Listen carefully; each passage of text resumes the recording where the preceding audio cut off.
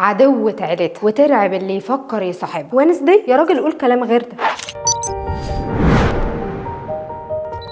مسلسل وينزداي إنتاج نتفليكس واتعرض منه جزء واحد في 2022. المسلسل بيحكي عن وينزداي آدمز، البنت الغريبة المنبوذة اللي بتترفد من مدرستها بعد ما سيبت على زمايلها شوية سمك بيرانا كتهديد ليهم عشان يبطلوا يضايقوها. بتترفد وينزداي وبتروح أكاديمية نيفرمور واللي فيها الطلبة كلهم عندهم صفات خارقة. نيفرمور أكاديمي. هناك بتحاول تحل ألغاز وبتثبت براءة أبوها من قضية قتل كان متهم فيها. ولما تعرف إن مخرج المسلسل هو تيم بيرتون ما تستغربش إن شكل الصور غريب اللي بيحسسك إنك في عالم مرسوم. من ناحية الأزياء والممثلين بتحس كأنك في حلم من أفلام تيم بيرتون أدوارد سيزر هاند وتشارلي أند شوكليت فاكتوري.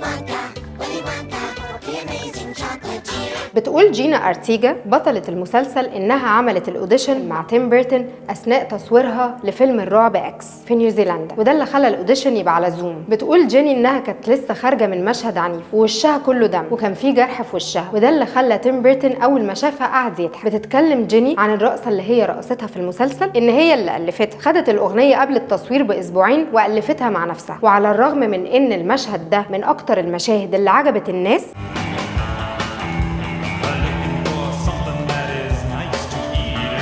إلى إن كان في رد عنيف من نتفليكس على جيني لأنها كان عندها كوفيد أثناء التصوير وراحت واعترفت بده بعد التصوير. كواليس المسلسل ده كانت كتير، منها إن جيني أول مرة كانت تعزف تشيل. لكن خلينا نرجع بقى لأصل المسلسل. آدمز فاميلي من القصص اللي موجودة من زمان، من قبل حتى ما تبقى مسلسل على التلفزيون، وكانت بتنزل ككاريكاتير في مجلة نيويورك سنة 1938 لرسام الكاريكاتير تشارلز آدمز. وبعد كده اتعملت مسلسل وكانت بداية عرضه في الهالوين.